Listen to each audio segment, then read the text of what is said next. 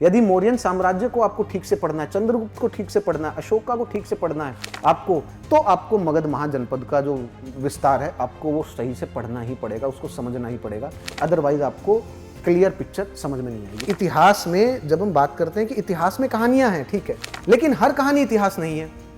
जब तक आपके पास कोई एविडेंस नहीं है तो आप कैसे बात कर सकते हैं, आप उसको इतिहास नहीं बोल सकते। इनका इतिहास में जो नाम है सम्राट अशोक के नाम से है, द अशोक द ग्रेट।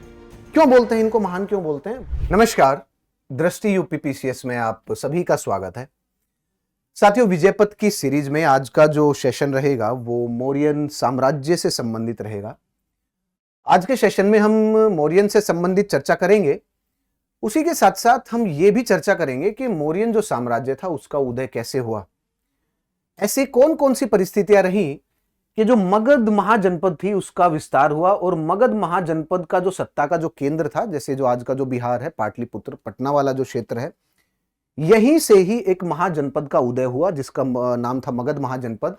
और उसने साम्राज्य बनाने में, मतलब पूरे उत्तर भारत को एक पॉलिटिकल अथॉरिटी के अंडर लाने में किस प्रकार से मदद की, और मगध महाजनपद का ही एक बड़ा साम्राज्य क्यों बना, मतलब मगध महाजनपद के रूलर्स जो थे उन्होंने ही एक साम्राज्य क्यों बनाया, बाकी सब क्यों नहीं बना पाए थे। और प्राचीन भारत में जो सत्ता का जो केंद्र रहा वो सत्ता का केंद्र बिहार और ईस्टर्न यूपी ही था। ऐसा क्यों? जैसे मध्यकालीन भारत में हम पढ़ते हैं ना, मध्यकालीन भारत में जो सत्ता का केंद्र था वो दिल्ली और यमुना के आसपास का जो क्षेत्र था, लेकिन प्राचीन भारत में, भले ही आप मौर्यन साम्राज्य को देख लीजिए, भले ही आप गुप्त काल को देख लीजिए, जो सत्ता का जो केंद्र था वो ये वाला एरिया था। आप गुप्त साम्राज्य को देखिए, यहीं से ही, मतलब कैपिटल कहां पर थी, आज का जो बिहार और ईस्टर्न यूपी वाला क्षेत्र हो गया, यहीं से ही कंट्रोल करते थे पूरे भारत को। मौर्यंस जो थे पूरे भारत को कंट्रोल करते थे, यहाँ पर नॉर्थ वेस्ट जो रीजन था यहां तक उनका कंट्रोल था, उनका जो अधिपत्य था वो यहां तक था। उसके बाद जब आप ईस्ट साइड में देखेंगे तो वेस्ट बंगाल तक, ताम्रलिप्ति जो पोर्ट था वहां तक। जब आप साउथ में जाएंगे, दक्षिण में, तो कर्नाटका तक, ऊपर नॉर्थ में आप उत्तराखंड तक चले जाइए। तो इतने बड़े भौगोलिक एरिया पर एक साम्राज्य बनाना और उसको यहां से नियंत्रण करना, वो सब किया मौर्यंस ने। बाद में गुप्त ने भी किया, गुप्त ने उत्तर भारत पर अपना नियंत्रण रखा, दक्षिण में भी विस्तार करने का प्रयास किया। लेकिन आप ये समझिए कि ऐसा केवल और केवल यहीं से ही क्यों हुआ कि एंशिएंट जो इंडिया है, प्राचीन जो भारत है, उसमें लगभग 1000 साल के आसपास जो सत्ता का जो केंद्र रहा वो यही भूमि रही। क्यों? मध्यकालीन भारत में वही शिफ्ट होकर के यहां दिल्ली पे आ गई, उसको भी देखेंगे आने वाले कुछ सेशन में। यह समझने से पहले आपको यह समझना पड़ेगा कि जो मगध जो महाजनपद है उसने कैसे अपने आप को एक्सपेंड किया। मगध महाजनपद ने बाकी जो आसपास की जो महाजनपद थी उनको किस प्रकार से अपने जो क्षेत्र था और अपना जो टेरिटोरियल कंट्रोल था, जहां पर भी एडमिनिस्ट्रेटिव प्रशासनिक जो उनका नियंत्रण था, उसके अंडर वो लेकर के आए और मगध महाजनपद ने अपना एक्सपेंशन किया। इसको देखेंगे हम सबसे पहले। देखिए, लेकिन आप ये समझिए कि अभी तक आपने जितने भी सेशंस देखे हैं, अगर नहीं देखें तो जाइए इसी चैनल पे प्लेलिस्ट में जाइए और पहले क्लास से शुरुआत कीजिए, आपको सारी चीज समझ में आएगी, बिल्कुल क्रिस्टल क्लियर आपको एक सीक्वेंस समझ में आ जाएगी। देखिए, हमने डिस्कस किया था, चर्चा की थी कि सबसे पहले जो टेरिटोरियल जो यूनिट थी बहुत छोटी छोटी थी, पॉलिटिकल जो यूनिट थी जिसको हम जन बोलते थे, और इन जन में जो मेन जो पॉइंट था दैट वाज, जो मतलब केंद्र में जो था वो कबीला था, क्योंकि ट्राइबल पॉलिटी थी यहां पर। उसके बाद यही जन बने जनपद, मतलब ये जो पॉलिटिकल यूनिट थी छोटी छोटी, 2 3 4 डिस्ट्रिक्ट में एक छोटा राजा यहां पर होते थे। उसके बाद ये बने जनपद, और जनपद के बाद यही बनी महाजनपद, और महाजनपद बनने के बाद जैसे बहुत सारी महाजनपद थी, ये एक मगध महाजनपद हो गई, इसके बगल में अंग महाजनपद थी, ऐसी बहुत सारी महाजनपद थी, और मगध महाजनपद का ही विस्तार हुआ और पूरा का पूरा जो नॉर्थ इंडिया है उसमें फिर एक एम्पायर बना, और एम्पायर के बाद फिर एक बहुत बड़ा साम्राज्य बनाया मौर्यंस ने। तो यहां तक का जो बेसिक था वो क्लियर हो गया। अब हम देखते हैं आज का जो सेशन होगा उसमें हम जो मगध साम्राज्य है, जो मगध है वो कैसे साम्राज्य बना और उसका उदय कैसे हुआ और उसका प्रभुत्व कैसे हुआ, पहले हमें यह देखना पड़ेगा, तभी हम मौर्यंस को अच्छे से डिटेल में पढ़ पाएंगे। यदि हमने ये नहीं देखा तो हम ये अच्छे से समझ नहीं पाएंगे कि मौर्यंस का क्या कंट्रीब्यूशन रहा, मौर्यंस का उदय कैसे हुआ। तो इन सब चीजों के बारे में चर्चा करने से पहले आपको मगध साम्राज्य के बारे में और थोड़ा सा जानना पड़ेगा। अब देखिए, 16 महाजनपद थी, और 16 महाजनपद में से केवल मगध महाजनपद ऐसी रही जिसने अपना जो वर्चस्व है, अपना कंट्रोल जो है वो और एक्सपेंड किया और बाकी जो आसपास के जो गण थे, जो महाजनपद थी, उनको अपना जो क्षेत्र था उसमें ऐड किया और अपनी एक बड़ी पॉलिटिकल यूनिट बनाई। इसके कुछ कारण थे। सबसे जो पहला कारण था वो था ज्योग्राफिकल रीजन, मतलब भौगोलिक जो कारण है। देखिए जो ज्योग्राफी होती है ना, उस समय जब पहले आप जाइए, आप लगभग 250-300 साल पहले जाइए, आप 2500 साल पहले, उस समय पर जो भूगोल है, जो ज्योग्राफी है, मानव उसके ऊपर डिपेंडेंट था। यदि ज्योग्राफी उसको डिफेंस प्रोवाइड कर रही है, उसको कोई रिसोर्स दे रही है ज्योग्राफी, मतलब उसको कोई भी किसी भी चीज को यदि उसको डिफेंस के लिए चाहिए तो भी ज्योग्राफी का इस्तेमाल करता था। अपनी सेटलमेंट बनानी है, मतलब मान लीजिए गांव बनाना है, बस्ती बनानी है, तो गांव और बस्ती ऐसी जगह बनाए ना जहां पर नेचुरल डिफेंस हो सके, मतलब प्राकृतिक। यदि मेरा डिफेंस हो पा रहा है तो बेटर भी। कोई ऊंचे आप पहाड़ी पे बनाइए, कोई आप ऐसी जगह बनाइए जहां चारों तरफ से पानी हो। तो ऐसे कुछ भौगोलिक कारण थे जिनके कारण जो मगध महाजनपद थी उसने एक एम्पायर बनाया। सबसे पहला ज्योग्राफी। शुरुआत में ज्योग्राफी बहुत सारी, मतलब भूगोल बहुत सारी, आपको भूगोल से रिसोर्स मिलेंगे। आपने यदि क्षेत्र बनाना है, आपने यदि गांव बनाना है, शहर बनाना है, आपको एक महाजनपद बनानी है, तो आप ऐसे एरिया में बनाएंगे ना जहां पर रिसोर्सेज होंगे, जहां पर पानी होगा, जहां पर जो मिट्टी है, मृदा है, वो इस तरीके से हो कि उपजाऊ हो, ताकि 1-2 फसल साल में 1 या 2 फसल जो है उसको सपोर्ट कर सके, है ना। उसी से फिर एग्रीकल्चर जो अर्थव्यवस्था है उसका निर्माण होगा। जब एग्रीकल्चर अर्थव्यवस्था और आगे बढ़ेगी तो उसमें सरप्लस होगा। सरप्लस जब होगा तो उसी से ही जो शहरीकरण है उसका दौर आएगा, और उसके बाद फिर हम साम्राज्य की तरफ जाएंगे। तो भूगोल ने सबसे पहले जो मगध महाजनपद थी उसको ताकत दी। उसको ताकत कैसे दी आप देखिए। आप एक बार के लिए जो मगध महाजनपद है उसकी लोकेशन देखिए। देखिए मगध महाजनपद कहां है, यहां पर है। कहां पर है, यहां पर मगध महाजनपद। अब मगध महाजनपद को जीतने के लिए बाकी सभी महाजनपद से, जैसे ये हो गया पाटलिपुत्र था, ये मगध महाजनपद, अब धीरे धीरे जो और भी महाजनपद हैं वो भी धीरे धीरे एक्सपेंड करने की कोशिश करेंगी। और जो मगध महाजनपद है उसके पास कुछ एडेड एडवांटेज थी, मतलब मिलिट्री वाइज उसके पास कुछ एडवांटेज थी, और इसकी पोजीशन काफी अच्छी थी। किस प्रकार से? पहली बात तो इसकी जो कैपिटल थी, जो पाटलिपुत्र थी, उसमें नेचुरल डिफेंस था। राजगृह जो कैपिटल एक समय पर रही, 2 कैपिटल रही, एक समय राजगृह कैपिटल रही और एक समय पाटलिपुत्र। जैसे ये राजगृह हो गई, ये पाटलिपुत्र हो गई। तो जब हम राजगृह कैपिटल को देखते हैं तो वो भी पहाड़ियों से घिरी हुई है। अब ऐसी कैपिटल पे अटैक करना, आक्रमण करना, उसको जीतना बहुत डिफिकल्ट है एनिमी के लिए। कोई भी, यदि आप पाटलिपुत्र को देखते हैं तो ये नदियों से घिरा हुआ है, मतलब पानी से, एक तरीके से ये जल दुर्ग है। इसको भेद पाना उस समय पर बहुत मुश्किल था। तो इसलिए इसकी जो भौगोलिक जो लोकेशन, जो इसकी ज्योग्राफिकल लोकेशन थी ना, उसने इसको एक एडेड एडवांटेज दी। सबसे पहले डिफेंस में दी। सबसे पहला क्या हो गया? डिफेंस। तो यही यहां पर लिखा हुआ है कि सबसे पहला जो इसका प्रमुख रोल था वो थी इसकी सुरक्षित राजधानियां। जैसे राजगृह 5 पहाड़ियों से घिरी हुई थी। दूसरा क्या था? अच्छा, इसमें पाटलिपुत्र थी, उसको जल दुर्ग बोलते थे। ये एक फैक्ट है, पूछा जा सकता है, ध्यान रखना भाई, ये एक फैक्ट हो गया। अच्छा, और क्या था? भौगोलिक स्थिति, जो भौगोलिक स्थिति के कारण, ज्योग्राफिकल लोकेशन के कारण। दूसरा जो इंपॉर्टेंट पॉइंट है, महत्वपूर्ण पॉइंट, कि मगध महाजनपद ही एक बड़ी महाजनपद बनी 16 महाजनपदों में से।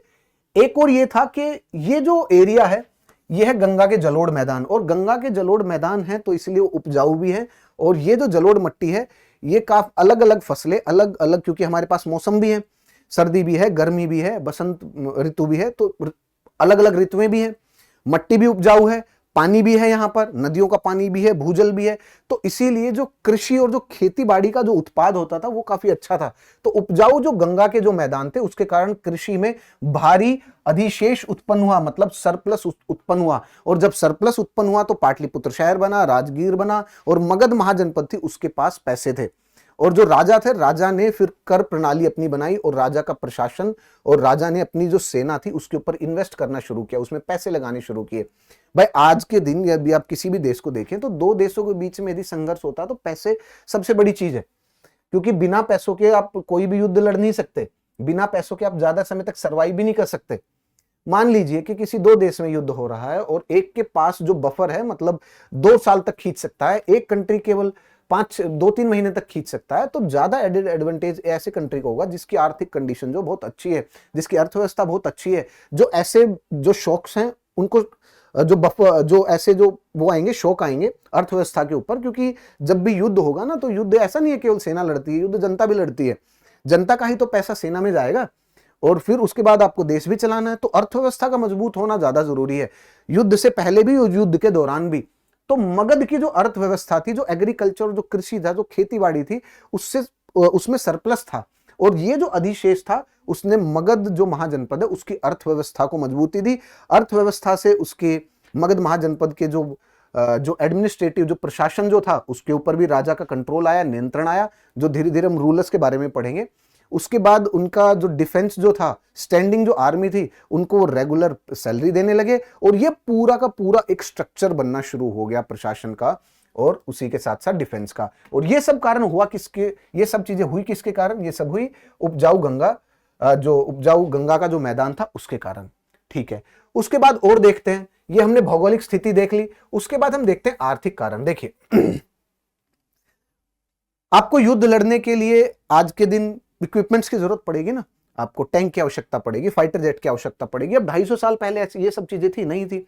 250 साल पहले युद्ध में भी आप एनिमल पावर का भी यूज करते थे, मतलब जानवरों की, जैसे घोड़े हो गए, आप हाथी हो गए। अब आप हाथी यदि कहां से लाएंगे?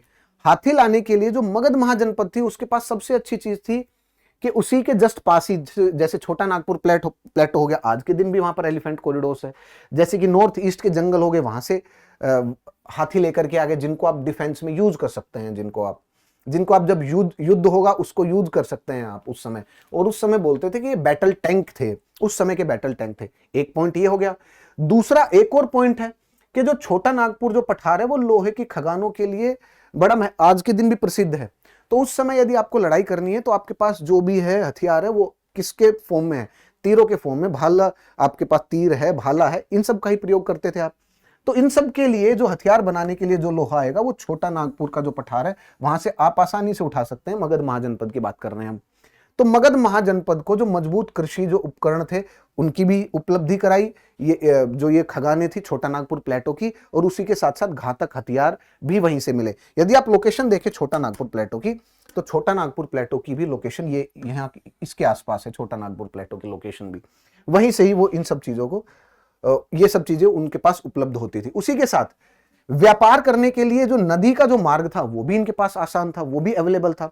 सुगम व्यापार, कर और चुंगी, ये सारे भारी राजस्व, इन सबसे भारी राजस्व की प्राप्ति होती थी मगध एम्पायर को। अब यदि देखना चाहे कैसे, देखिए यदि व्यापार करना है तो मगध महाजनपद के रास्ते से होते हुए, ये देखना आप, मगध महाजनपद के, एक मिनट, मगध महाजनपद के रास्ते से होते हुए आप ईस्टर्न ईस्ट साइड में जा सकते हैं। यहां पर पोर्ट थे वेस्ट बंगाल, जैसे ताम्रलिप्ति पोर्ट।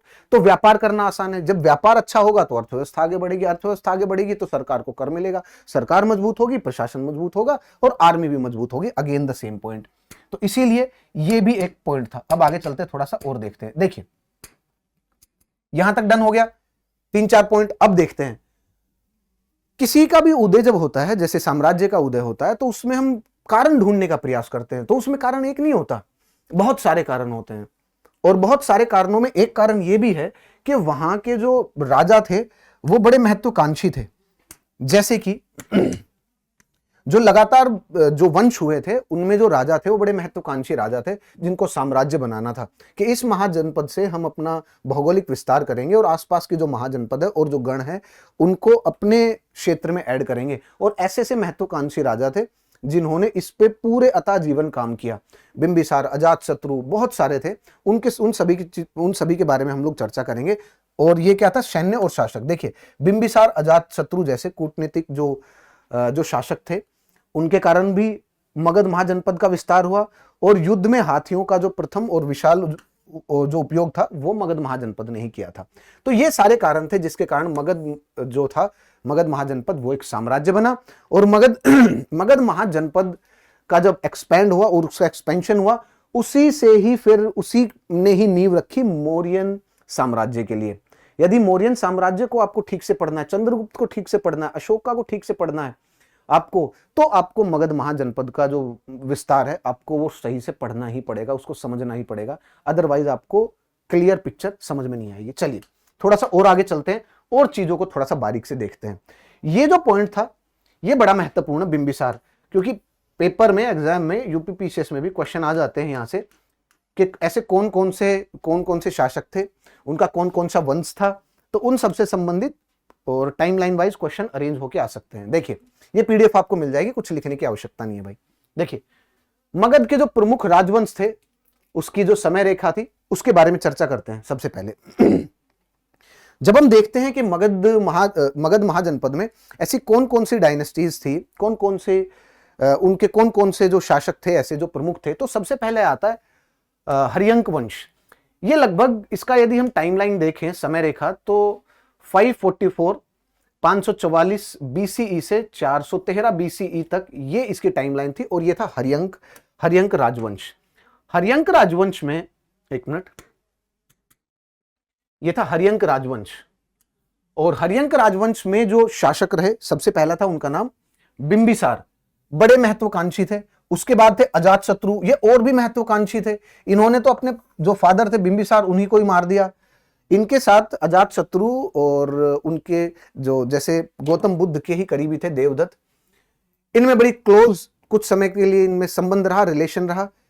देवदत्त ने अजातशत्रु के साथ मिल करके कुछ इस तरीके से कहा कि हमें दो चीजों की आवश्यकता है, आपको पॉलिटिकल अथॉरिटी चाहिए, मतलब अजातशत्रु आप राजनीति संभालेंगे और राजनीतिक ताकत का इस्तेमाल करेंगे और राजनीतिक सत्ता को आप नियंत्रण करेंगे। देवदत्त क्योंकि उनके साथ थे, बुद्ध के साथ थे, तो देवदत्त ने कहा कि आज के दिन दो चीजों पे यदि हम नियंत्रण करते हैं, कंट्रोल करते हैं, दो पे, तो हमारे पास ऑलमोस्ट कंप्लीट पावर आ जाएगी, सेंट्रलाइज हो जाएगी, पूरी एक हाथ में आ जाएगी। एक है राजनीतिक पावर, राजनीतिक सत्ता। तो अजातशत्रु को राजनीतिक सत्ता की आवश्यकता थी और उनको राजनीतिक सत्ता की इतनी चाहत थी कि वो देवदत्त के कहने पर उन्होंने बिंबिसार थे उनको ही मार दिया। बिंबिसार इनके पिता थे।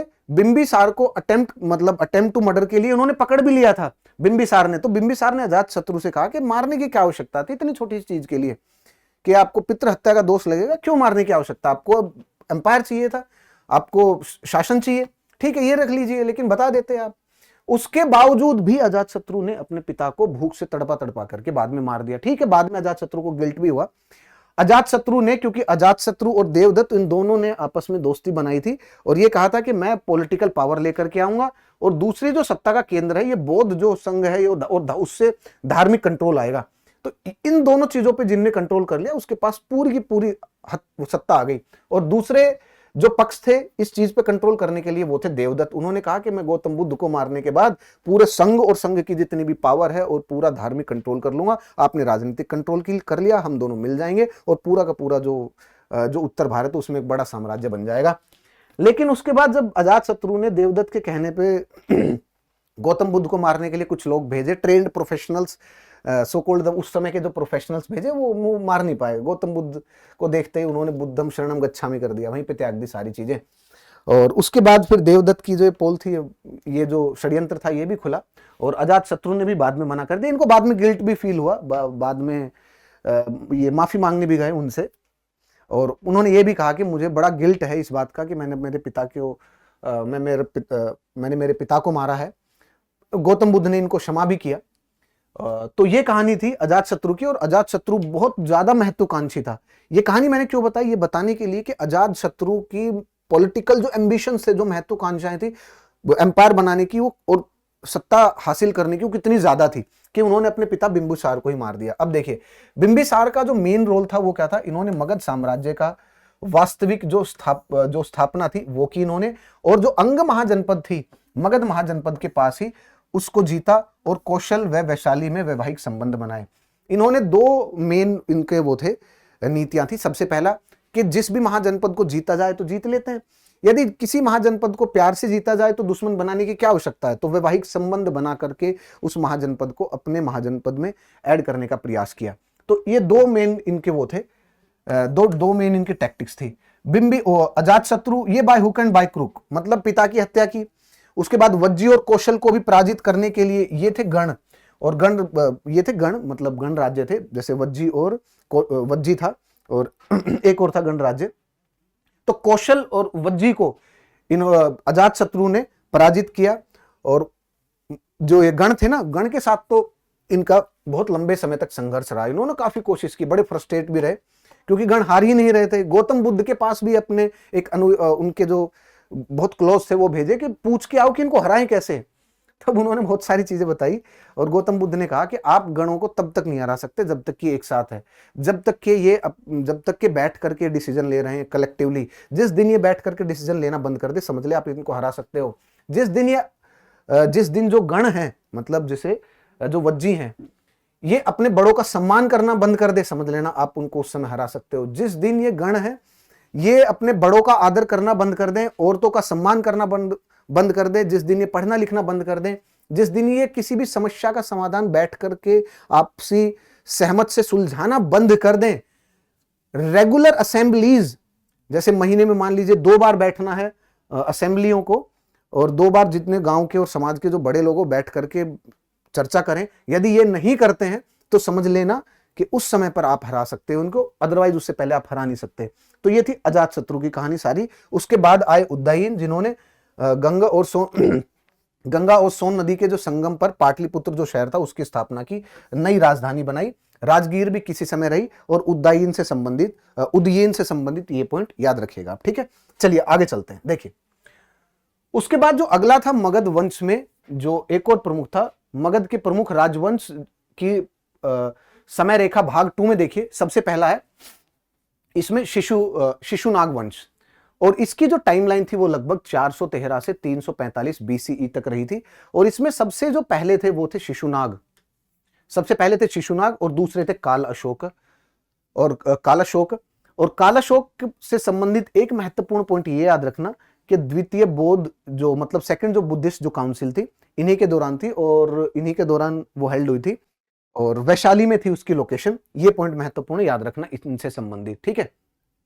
ओके, उसके बाद आ गया नंद वंश, मतलब शिशुनाग वंश कंप्लीट। उसके बाद आ गया नंद वंश, और लगभग 345 से 321 बीसी ये टाइमलाइन रहा नंद वंश का। नंद वंश में सबसे जो पहले थे वो थे महापद्म नंद, और इनको एक रात भी बोलते थे, एम्पायर बिल्डर।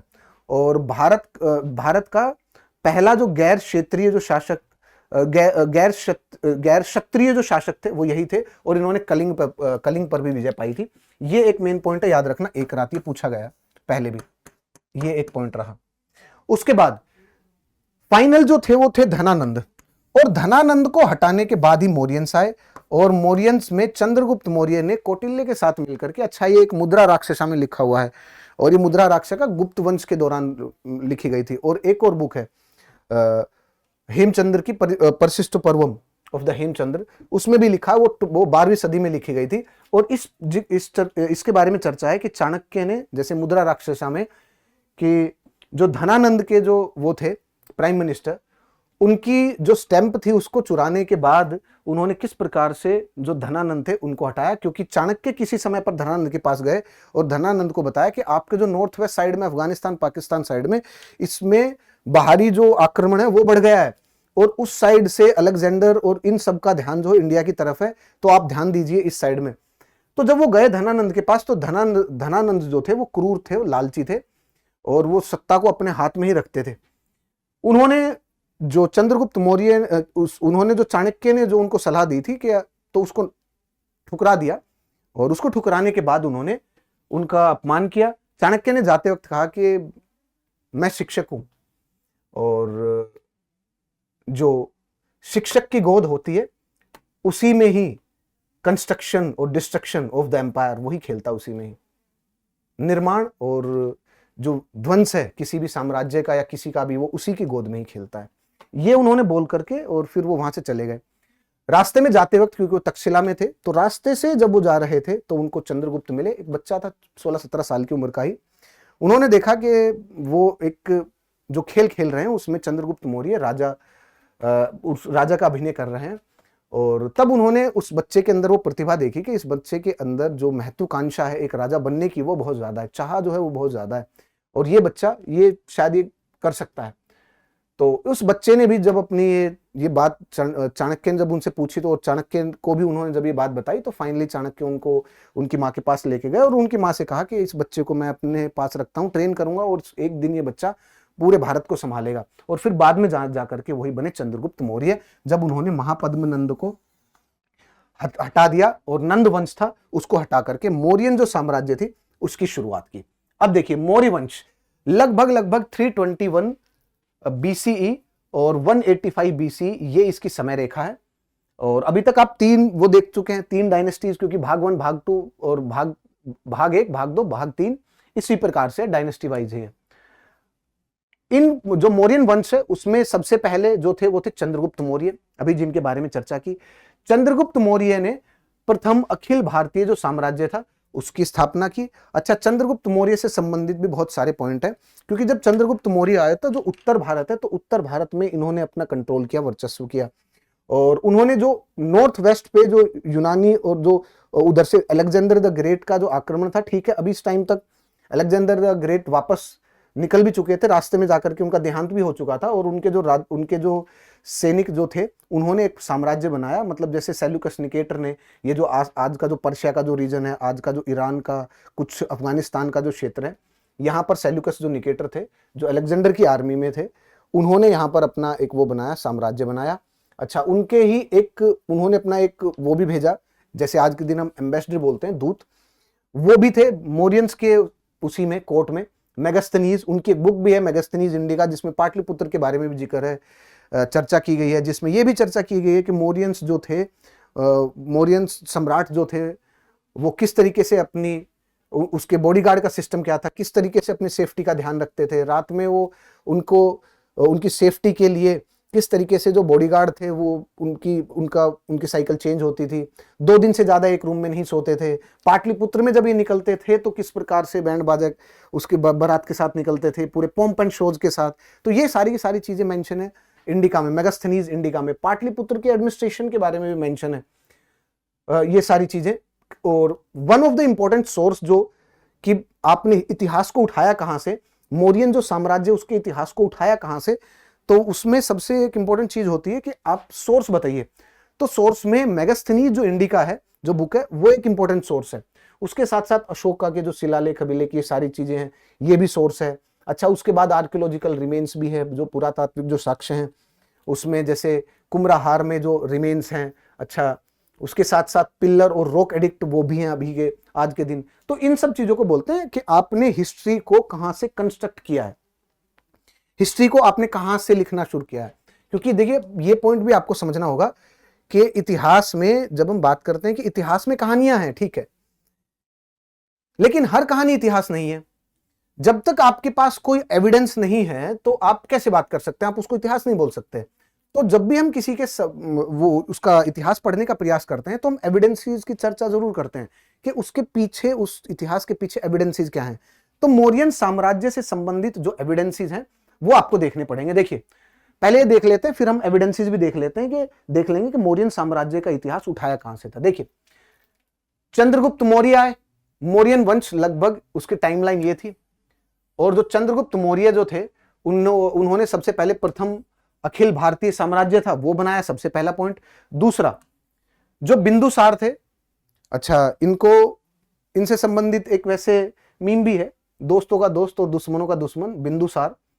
सीरिया और मिस्र के जो राजदूत जो थे वो मगध के दरबार में आए थे, ये एक इंपॉर्टेंट पॉइंट है इनसे संबंधित। इनको भी देखेंगे कि इनके जो मेन पॉइंट थे, जैसे जो बाहर से जो राजदूत आए थे, बिंदुसार ने उन राजदूत के थ्रू वहां के जो राजा थे, जैसे आज का जो इजिप्ट वाला और जो सीरिया वाला क्षेत्र था, यहाँ के जो राजा थे उनके राजदूत यहाँ से इनके पास आए थे बिंदुसार के कोर्ट में। तो बिंदुसार ने उन एम्बेसडर के थ्रू उन राजाओं को ये संदेश पहुंचाया कि आप अपने वहां से 3-4 चीजें गिफ्ट के तौर पर भेज सकते हैं तो भेजिए। उसमें ये भी था, फिलोसोफर भी भेज दिए। तो उन्होंने फिक्स डिमांड किए, उन्होंने और भी चीजें मांगी, 2-3 चीजें, तो वो वस्तुएं तो उन्होंने भेज दी। उन्होंने कहा फिलोसोफर नहीं भेजेंगे, चिंतक बिल्कुल भी नहीं भेजेंगे। इसलिए क्यों, ऐसा क्यों था? क्योंकि जानते हैं कि विचार और जो चिंतक हैं वो समाज में जब विचार जो फैलते हैं तो वो समाज का निर्माण करते हैं। समाज का निर्माण हुआ, घर का निर्माण हुआ, मतलब स्मॉलेस्ट यूनिट, एक देश की, एक समाज की फैमिली में विचार गहरे होंगे, जो अच्छे विचार होंगे उससे घर बनेगा, घर से मोहल्ला बनेगा, मोहल्ले से गांव बनेगा अच्छे विचारों से, उससे फिर वो शहर बनेगा, उससे ही फिर वो देश प्रदेश बनेगा। तो वो जानते थे, इसीलिए उन्होंने जो चिंतक थे वो नहीं भेजा, बाकी सब भेज दिए। बाकी जितना भी उन्होंने 3 से 4 चीज डिमांड की थी, बता देंगे, डिस्कस कर लेंगे उसके बारे में भी। जो नेक्स्ट जो सेशन आएगा उसमें। उसके बाद था सम्राट अशोक, उनका जो टाइमलाइन था 261 बीसी में पहली बात तो कलिंग युद्ध हुआ, उनका जो टाइमलाइन था 272 मतलब 272 273 बीसी के आसपास, एक साल के आसपास तक संघर्ष रहा। और ये भी है कहावत कि उसमें लगभग उन्होंने अपने 100 भाई जो थे उनको मारा, और उनको मारने के बाद इनको शासन मिला। सम्राट अशोक 261 में इन्होंने कलिंग का युद्ध लड़ा, और कलिंग के युद्ध के बाद इन्होंने जो अपनी बैरी घोषा की जो पॉलिसी थी उसको त्याग दिया और धम्म की पॉलिसी अपना ली। और इनका इतिहास में जो नाम है सम्राट अशोक के नाम से है, द अशोक द ग्रेट। क्यों बोलते हैं इनको महान, क्यों बोलते हैं? बाकी सबको महान क्यों नहीं बोला? बिंदुसार, चंद्रगुप्त, ठीक है वो भी थे, लेकिन इनके आगे महान इसलिए लगता है क्योंकि इन्होंने अपनी जो पुरानी जो पॉलिसी थी उसका त्याग किया कि एक्सपेंशन मतलब एम्पायर का जो विस्तार, साम्राज्य का जो विस्तार है वो हम उससे नहीं, लड़ाई से, संघर्ष से नहीं करेंगे, उसको हम धम्म की पॉलिसी से, प्यार से करने का, उसको और फैलाने का प्रयास करेंगे, क्योंकि उससे समाज भी लंबे समय तक जीवंत रहेगा। देश में और समाज में नए नए नए जो विचार और अच्छे जो विचार हैं वो गहरी पकड़ बनाएंगे, लोगों में आपस में प्रेम बढ़ेगा। जब एक जो स्मॉलेस्ट यूनिट है समाज की, फैमिली, उसमें आपस में प्रेम बढ़ेगा, उसमें आपस में कनेक्शन बढ़ेगा, और दो फैमिलियों के बीच में भी ये फिर होगा, गांव में भी होगा, तो पूरे समाज में इस तरीके से होगा, और उसी से ही इंटीग्रेशन होगा समाज का। क्योंकि उस समय जब साम्राज्य बन रहे थे, जब नए नए क्षेत्र आप ऐड कर रहे हैं अपने साम्राज्य में, तो नए नए क्षेत्र से जो लोग नए नए जो क्षेत्र हो गए उनसे आपने अपने साम्राज्य में ऐड किए, तो उनका विचार अलग है, उनके धर्म अलग हैं, उनकी रीतियां अलग हैं, वे अलग अलग ट्राइबल कल्चर से हैं, तो उनको इंटीग्रेट करना मेन स्ट्रीम में बहुत डिफिकल्ट है। जबरदस्ती आप इंटीग्रेट करेंगे, जबरदस्ती आप उनका कल्चर चेंज करवाने की, उनकी संस्कृति चेंज करने की कोशिश करेंगे, और उनके ऊपर यदि जो मेजोरिटी की जो संस्कृति है, जो कल्चर है, यदि आप उनके ऊपर थोपने का प्रयास करेंगे तो जाहिर सी बात है वो समाज नहीं बन पाए, कॉन्फ्लिक्ट बन पाएगा।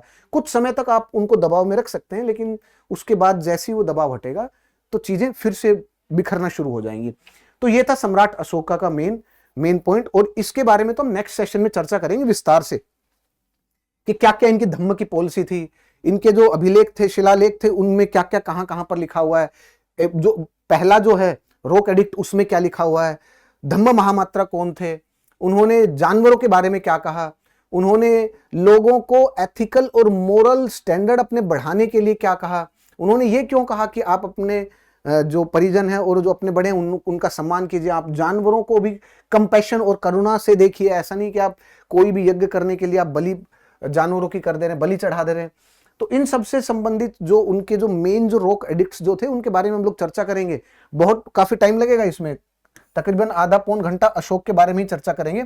और जो लास्ट जो थे, अंतिम जो थे, वो बृहद्रथ थे, और जो बृहद्रथ थे इनके बारे में प्रश्न आया हुआ है कि मौर्यन साम्राज्य के सबसे जो अंतिम थे उनकी तिथि कब तक की थी? 185 बीसीई में उनकी हत्या हुई। आई थिंक दिखाई दे रहा है आपको, ये पीडीएफ से डाउनलोड कर लेना, आप टेलीग्राम चैनल पे मिल जाएगी, उसका लिंक डिस्क्रिप्शन बॉक्स में ऐड कर दिया जाएगा या कमेंट सेक्शन में भी आपको प्रोवाइड कर देंगे, ठीक है।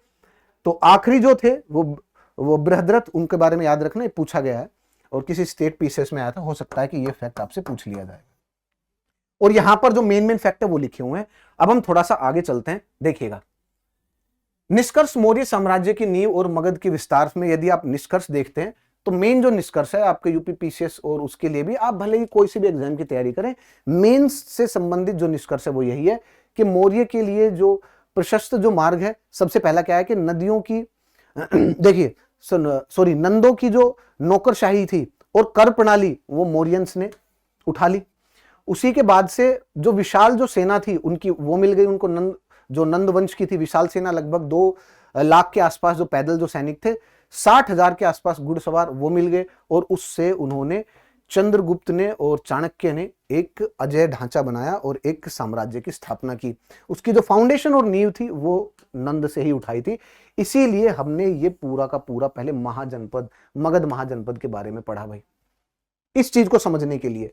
यदि ये आपसे प्रश्न आ जाता है कि बताइए कि भाई नंदों ने उत्तर भारत को जोड़ा, मौर्यों ने केवल उनका जो ढांचा था उसी ढांचे के ऊपर अपना साम्राज्य बनाया और उसका विस्तार किया। मौर्यंस ने तो और क्या किया कि नॉर्थ इंडिया में तो ठीक है नंद तक आ गया था नियंत्रण कंट्रोल, उसके बाद जो दक्कन में है, दक्षिण में है, वहां पर अपना एक्सपांशन शुरू किया उन्होंने। भाई यहां पर देखेंगे आप, एक मिनट देखिए, हम यहाँ की चर्चा कर रहे हैं कि मौर्यंस ने आने के बाद यहां पर अपना एक्सपांशन शुरू किया, अपना जो विस्तार था दक्कन में, लेकिन नंदों ने यहां तक कंट्रोल कर लिया था, नंद ने। तो ये यदि आपके पास मेंस में आ गया तो फिर क्या लिखेंगे आप ब्लैंक हो जाएंगे। इसीलिए ऐसे एनालिसिस जो पॉइंट है वो भी आवश्यक है। अफगानिस्तान तक किया था इन्होंने, उत्तर पश्चिम से मतलब उत्तर पश्चिम अफगानिस्तान तक भी मौर्यंस ने फैलाया, और उसके बाद जो दक्कन में है वहां पर भी विस्तार किया। यदि आप फिर से मैप में देखना चाहे तो देखिए, ये दक्कन में तो डिस्कस कर लिया, मौर्यंस ने स्पेशली चंद्रगुप्त मौर्य ने आने के बाद नॉर्थ वेस्ट जो था यहां तक अपना एक्सपांड वो किया, अपने जो साम्राज्य का विस्तार। यहां पर कैसे किया, देखिए इस साइड में जब आप जाएंगे, आज का अफगानिस्तान ईरान साइड में, सेल्यूकस निकेटर जो थे वो अलेक्जेंडर के ही वो थे, उसमें आर्मी में थे। तो अलेक्जेंडर जब वापस आ रहे थे तो ये एरिया, इसका पूरा का पूरा कंट्रोल वो सेल्यूकस निकेटर को दे करके गए, और सेल्यूकस निकेटर का जो ये एम्पायर था उसकी और चंद्रगुप्त मौर्य के बीच में एक लड़ाई हुई। उसमें चंद्रगुप्त मौर्य ने सेल्यूकस जो निकेटर था उनको हरा दिया, और ये जो आसपास का जो एरिया था, काबुल गोरी कंधार वाला जो एरिया है आज का अफगानिस्तान वाला, यहां तक अपने साम्राज्य की विस्तार किया। देखिए यहां से चंद्रगुप्त मौर्य ने यहां तक अपने साम्राज्य का विस्तार किया, ये जो एरिया था ये पूरा का पूरा ऐड किया। ये चंद्रगुप्त मौर्य से संबंधित मेन पॉइंट था। अच्छा, और क्या किया चंद्रगुप्त मौर्य ने, चंद्रगुप्त मौर्य ने कौटिल्य जो चाणक्य है उसके साथ मिलकर के प्रशासन की नींव रखी। प्रशासन को इस तरीके से किया कि जो कर जो थे, जैसे आप जब मौर्यन एम्पायर को पढ़ेंगे, अभी देखेंगे, तो आपको बहुत सारे ऐसे कर मिलेंगे जिनके स्पेसिफाइड नाम है। ऐसे बहुत सारे सत्ता के और जो प्रशासन में ऐसे पद मिलेंगे आपको जिनके नाम है। मतलब इससे क्या समझ में आया कि जैसे आज के दिन है, आपको एक पॉलिटिकल सिस्टम चलाना है, एक देश चलाना है, तो आपकी करेंसी उसका भी नाम है। करेंसी में 10 का नोट है, 20 का नोट है, आपके पास 50 का नोट है, आपके पास 100 का, 500 का, एक प्रॉपर है पूरा करेंसी सिस्टम आपके पास। उन करेंसी सिस्टम में आपके 20 रुपए के ऊपर ये इमेज लगेगी, 50 के ऊपर ये इमेज है, 500 के ऊपर ये इमेज है, तो पूरा का पूरा आपके पास है। उसी के साथ साथ बहुत सारी, अब देखिए आप कुछ पॉइंट्स, हमारे पास प्रशासन में बहुत सारी पोस्ट भी है, एडमिनिस्ट्रेटिव पोस्ट भी है, उनका नाम भी है, चीफ सेक्रेटरी, कैबिनेट सेक्रेटरी। तो इसी तौर पर उस समय जो मौर्यन साम्राज्य था उसमें भी प्रशासनिक जो पोस्ट थी उनका अपना नाम था। तो ये क्या दर्शा रहा है कि साम्राज्य के ऊपर जो मतलब स्टेट का जो कंट्रोल है वो कंप्लीट आ चुका है। तो इसीलिए हम चंद्रगुप्त मौर्य को क्या बोलते हैं कि he was the founder of the Mauryan empire, और धीरे धीरे उन्होंने उसको कंसोलिडेट करना भी शुरू किया। साम्राज्य बनाना आसान है, किसी टेरिटरी को जीतना आसान है, लेकिन उसके बाद यदि पचाया नहीं, उसको कंसोलिडेट नहीं किया तो फिर कैसे बात बनेगी। तो कंसोलिडेशन भी एक वो आता है कि उसको इकट्ठा करना, उसके ऊपर अपना कंट्रोल स्टेब्लिश करना समय के साथ, उसके ऊपर वहां पर प्रशासन लेकर के आना, अब और पूरा का पूरा प्रशासन की व्यवस्था वहां पर लेकर के आना, समय पर कर वहां से लेना, वहां के लोगों को अपना जो साम्राज्य है उसमें इस तरीके से ऐड करना कि वो पूरा एक ही साम्राज्य का ही हिस्सा बन जाए वो फाइनली। तो ये चंद्रगुप्त मौर्य का कंट्रीब्यूशन था सबसे पहला। अब हम चलते हैं और थोड़ा सा पॉइंट देखते हैं, देखिएगा भाई। देखिए मौर्यन साम्राज्य, the rise and the fall of the Mauryan साम्राज्य, उदय और पतन से संबंधित हमें पॉइंट देखना है। सबसे पहले तो आपको टाइमलाइन देखना है 321 बीसी से 185 बीसी। ये हम टाइमलाइन आपसे कोई नहीं पूछने वाला, लेकिन इसमें मेन है मौर्यन साम्राज्य, उसका उदय, और उससे उदय से पहले हमें यह पढ़ना पड़ेगा कि सोर्स क्या है मौर्यन साम्राज्य के। अब हम आगे मौर्यन साम्राज्य में काफी कुछ चीजें मैं आपको बता भी चुका हूं, और नेक्स्ट जो सेशन होगा उसमें डिस्कस भी करेंगे, लेकिन अभी फाइनली मेन 2-3 पॉइंट्स बचे हुए हैं, उनको डिस्कस कर लेते हैं, फिर सेशन एंड हो जाएगा भाई। देखिए हिस्टोरिकल जब सोर्स देखते हैं तो मौर्यन काल को जानने का जो साधन है वो कौन सा है, मतलब कौन कौन से टूल हैं। तो सबसे पहले आता है लिखित, लिटरेरी, साहित्यिक जो स्रोत है उसके बारे में। सबसे पहले कौटिल्य का अर्थशास्त्र। कौटिल्य का अर्थशास्त्र ऐसा नहीं है कि उस टाइम पर ही लिखा था और उसकी कॉपी हमारे पास आज भी है।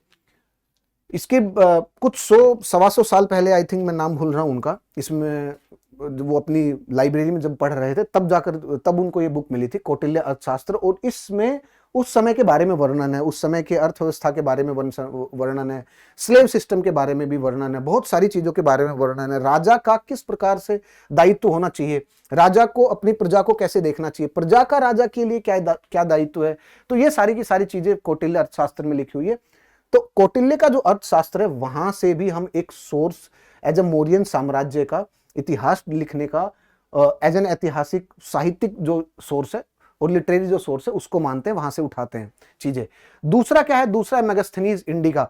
मेगास्थनीज कौन थे? अभी बताया, सेल्यूकस निकेटर ने अपने जो एम्बेसडर जो भेजे थे वहां पर चंद्रगुप्त मौर्य के कोर्ट में, वो थे।